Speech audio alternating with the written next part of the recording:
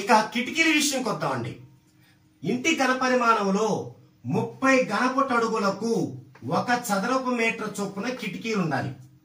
ఇప్పుడు మనకి 1440 ఘనపుట అడుగులు 30తో భాగించాలి మనం.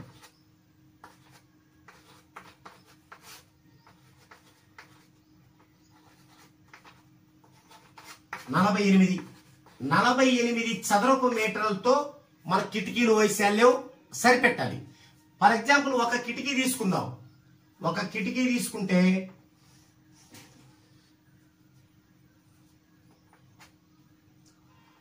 4 అడుగులు పొడవు 3 అడుగులు వెడల్పుతో ఒక కిటికీ ఉందనుకుందాం. దీని వైశాల్యం ఎంత? 4 మూలు 12. అంటే ఒక కిటికీ వైశాల్యం 12 చదరపు మీటర్లు. మరి మొత్తం యొక్క 48 మాత్రమే మన కిటికీలకు ఉంది. అంటే 12 4 48. సో 4 కిటికీలు మాత్రమే ఉండాలి.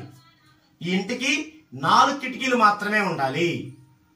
ఈ మెజర్మెంట్స్ తో 4 కిటికీలు మాత్రమే ఉండాలి. అలాగే ఈ మెజర్మెంట్స్ తో 2 ద్వారబంధాలు మాత్రమే ఉండాలి.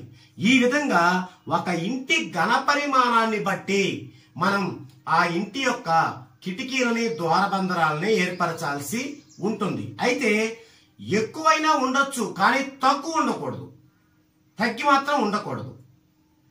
అయితే అసలు మన ఇంటి యొక్క వైశాల్యంలో ఎంత మేర ఎంతకంటే తగ్గకూడదు, ఎంతకంటే ఎక్కువ ఉండాలి అనేది చూద్దాం. అయితే మనకి యొక్క ఇంటి వైశాల్యం ఎంత వస్తుంది? పొడవు ఇంటూ వెడల్పు 12 144 చదరపు అడుగులు వైశాల్యం. ఇప్పుడు కిటికీల వైశాల్యం ఎంత రావాలనుకున్నాం ఇందాక మనం? 40 చదరపు మీటర్లు, 48 చదరపు మీటర్లు. అదే ద్వారబంధరాలది 40 చదరపు మీటర్లు. ఇప్పుడు కిటికీల మొత్తం వైశాల్యం చూస్తే ఇంటి వైశాల్యానికి 15%కి తక్కువ ఉండకూడదు. ఉదాహరణకి 144 చదరపు అడుగుల్లో 15% అంటే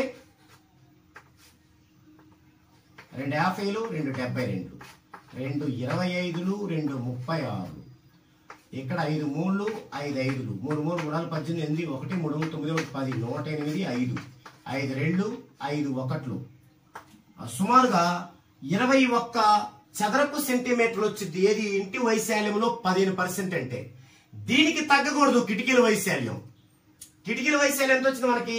48 చదరపు మీటర్లు వచ్చింది, తగ్గలేదు. మీరు పొరపాటున ఇన్ని పెట్టుకోకుండా తక్కువ కిటికీలు పెట్టుకుంటే అది గనక ఈ ఇంటికి 21 చదరపు మీటర్కి తగ్గితే ఆ ఇంటికి ఫుల్గా నెగిటివ్ అనేది ఉంటుంది, వాస్తు దోషం అనేది ఉంటుంది. అలాగే మొత్తం ఇంటి వైశాల్యంలో 25% తక్కువగా ద్వారబంధాల వైశాల్యం ఉండకూడదు. అంటే 25% తగ్గకూడదు ఇంటి వైశాల్యంలో.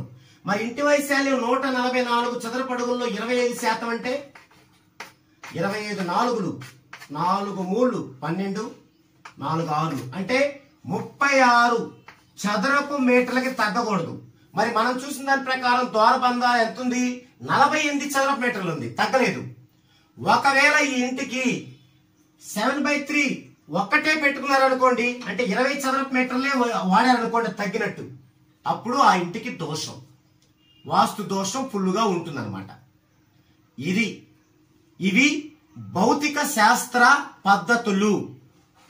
అంటే మన ఇంటి ఘన పరిమాణం చూసుకొని దాన్ని బట్టి మనం ఎన్ని కిటికీలు ఉండాలి, ఎంత వైశాల్యం కిటికీలకు ఆక్రమించాలి, ఎన్ని ద్వారబంధాలు ఉండాలి, ఎంత వైశాల్యం ద్వారబంధనాలు ఆక్రమించాలి అనేది డిసైడ్ చేయాల్సి ఉంటుంది. ఈ ద్వారబంధనం యొక్క ఈ ద్వారం యొక్క ఎత్తు పై అంచు ఈ భవనం చివర ఎంత కోణం చెయ్యాలి, ఇక్కడ ఎంత కోణం చెయ్యాలి అనేది దేన్ని బట్టి నిర్ణయించాలి.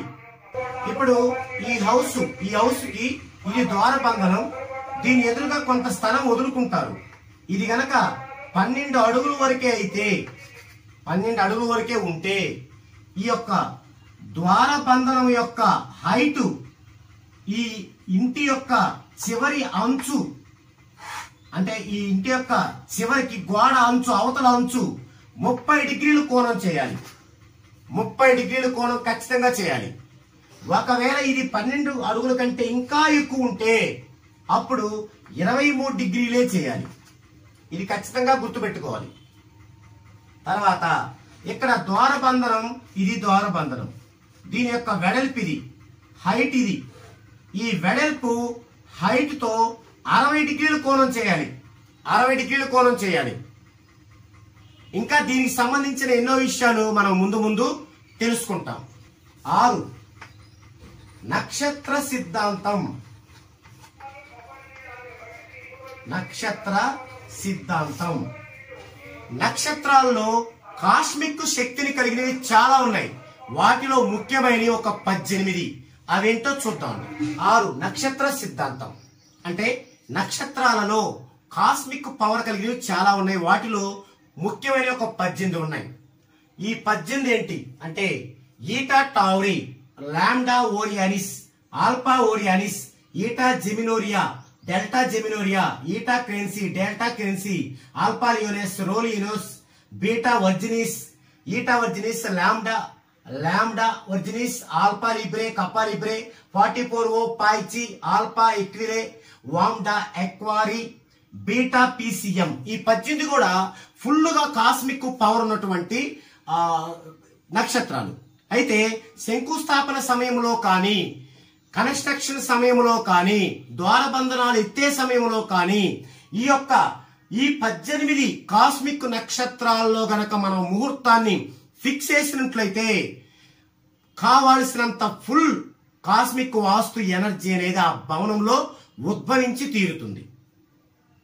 ఓకే, నెక్స్ట్ 7వ సిద్ధాంతం సూర్యశక్తి సిద్ధాంతం.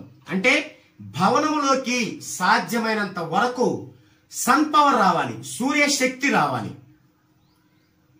ఓకే, ఇది ఈ వీడియోలో. నెక్స్ట్ వీడియోలో 8 నుంచి అంటే గరివినాభి సిద్ధాంతం దగ్గర నుంచి దానిలో డిస్కషన్ చేద్దామండి.